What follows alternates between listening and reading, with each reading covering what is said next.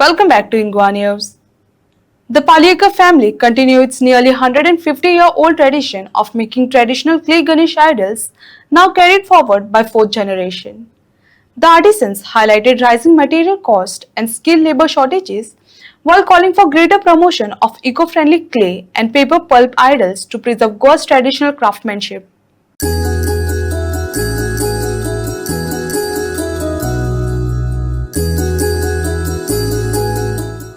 आमच्या चित्रशाळेत ही आमची चौथी पिढी आहे जी चित्रकला आमची गणेश मूर्ती आमच्या चित्रशाळेमध्ये साकारत आहे.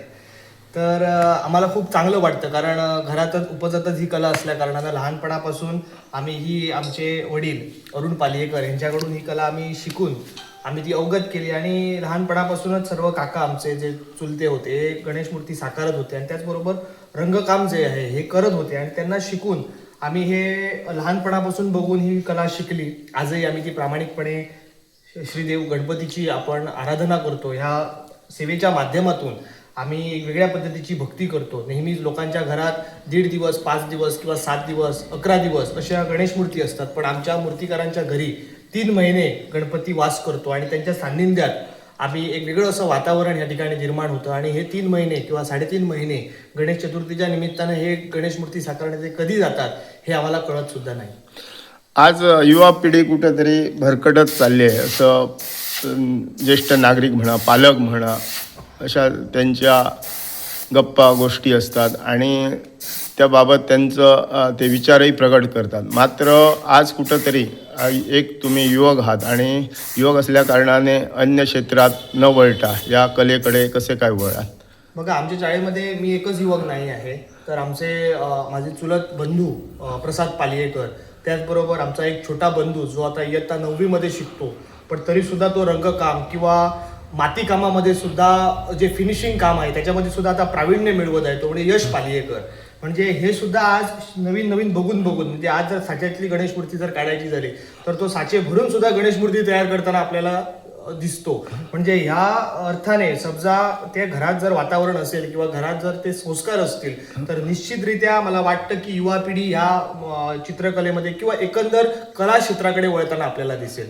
आता ज्या वेळेला आपण युवा पिढी भरकटताना दिसतं असं म्हणतो त्यावेळेला ह्या जर आपण कलेच्या माध्यमातून, मग ती कुठलीही कला असेल, संगीत कला असेल, नाट्यकला असेल, साहित्य असेल किंवा मूर्तिकला असेल, त्याबरोबर ह्या कलेकडे जर आपण वळलो तर निश्चितच आम्ही एका चांगल्या मार्गाला लागतो. कारण ह्याच्यामध्ये जे समाधान आहे किंवा ह्याच्यामध्ये जे मानसिक समाधान आपल्याला मिळते ते मला वाटतं की कुठल्याही गोष्टी अन्य न करता आपल्याला समाधान जे आहे हे कले क्षेत्रामध्ये मिळते. त्यामुळे आज ज्या वेळेला आपण स्वयंरोजगार किंवा आत्मनिर्भर ह्या गोष्टी ज्या वेळेला आपण करतो त्यावेळेला ह्यासारख्या मूर्तिकलेमध्ये फक्त आम्ही व्यवसाय म्हणून न पाहता परंपरा म्हणून जर आपण पाहिली आणि परंपरा आहे म्हणून जर आपण त्या पद्धतीनं जर प्रामाणिकरित्या जर श्रीदेव गणेशाची जर आपण आराधना केली, भक्ती केली, सेवा केली तर निश्चितरित्या आमचं भविष्य जे आहे म्हणजे प्रत्येक युवकाचं भविष्य जे आहे हे उज्ज्वलरित्या जाईल. कारण आज बाजारामध्ये अनेक गणेश मूर्त्या तयार होताना आपल्याला दिसत आहेत. त्याचबरोबर जर आम्ही पारंपरिकरित्या जर ह्या चिकट मातीपासून तयार करणाऱ्या गणेश मूर्त्या जर आपण साकारल्या तर निश्चितरित्या मला वाटेल की स्वयंरोजगाराच्या दृष्टिकोनातून युवकांना एक चांगली सुसंधी म्हणजे रोजगाराच्या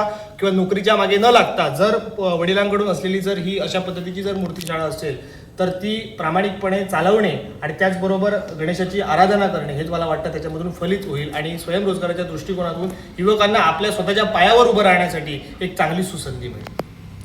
मी हे गणपतीच्या शाळेत मूर्ती केली असेल चालू असेल ते बघण्यासाठी मी गेल्या 2 वर्षापासून गेल्या वर्षापासून मी यांच्याकडे येतो आहे. हे जो माझा मित्र असा त्या पालियेकर, हो माझा मित्र जरी असलो तो माझ्यापेक्षा खूप लहान हो. मी ह्याच्या वडिलांसारखो आणि हो माझं मुलासारखो असा वाका हो. पण तिने म्हाका प्रेम दिला आणि ह्या शाळेमध्ये म्हाका गेल्या वर्षापासून मी ह्या शाळेत पाया जेव्हा गणपती येत आहे आणि म्हाका मनात समाधान वाटतं. तसं जर बघून जर गेलो जर ना तर माझा आणि त्यांचा नाता जो असा हे माझ्या वडिलापासूनचा असा. माझं वडील मी न्हायभागातलो आणि माझे वडील पागू घ्यायचे मच्छी पागू येईल आणि मच्छी पागू गेल्यानंतर पहिली त्यांच्या घराकडे त्यांचे आजोबाचे असले तर त्यांच्याकडे ते पहिली जाय आणि त्यांना मच्छीची बरी जी असा ती मच्छी त्यांना पहिली ती आणि मग थंयसून ते बाहेर पडत थंयसून आणि आमचो संबंध जो लागू ह्या झालो तो आतापर्यंत ह्या निमित्तान कृष्णाच्या निमित्तान परत आमचो संबंध परत चालू झालो असा हो. त्यामुळे त्याचे आजोबा पण म्हाका मेळायचे आनी भेटायचे खरोखरच दाजी तुका मानूंक जावो बापाय तूं दवरले बापायचो ह्या म्हणान. त्यामुळे म्हाका सुद्धा अभिमान दिसता आणि हो माझो कृष्णा हो जो कृष्ण खरोच नावय कृष्णा आणि कृष्णासारखोच तो आसा. कृष्णासारखे सगळे आनंद तो घेता आणि कृष्णाक दुसऱ्या इतरांक आनंद पण दिता असो माझो कृष्णा हो. आणि त्याच्यामुळे गणरायाकडे मी इतकी विनंती करते की गणराया माझ्या कृष्णान खूप मोठं कर आणि खूप तो आयुष्यमान होऊ दे आणि त्याच्याकडून या पेडण्याचं काम आणि पेडण्याचो आमदार हे संधी येऊ दे आणि पेडण्याची सेवा करू दे इतकी